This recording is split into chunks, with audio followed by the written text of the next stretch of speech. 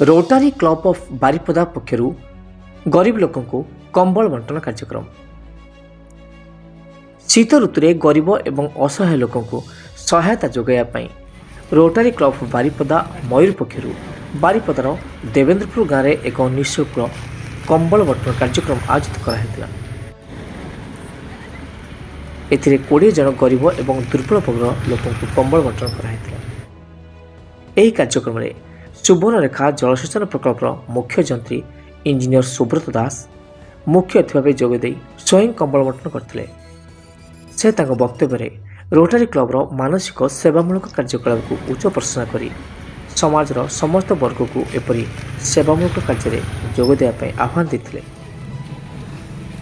Rotarian doctor Jagabandhu Mishra, ସଚିବ Rotarian engineer Soumyaranjan Mishra, Rotarian doctor M Himabindu, Rotarian doctor Jayashree Nanda एवं अन्य समस्त कार्यक्रम में सफल आयोजन करथिबा एवं सक्रिय भाव सहयोग करथिबा समस्त व्यक्तिविशेष को धन्यवाद सहित शीत ऋतु आवश्यक गरीब लोकों को सहायता देवाई सर्विस एवं सेल्फ भविष्य में एपरी जनहितकर कार्यक्रम जारी रखियो बोली वक्तव्य कहते।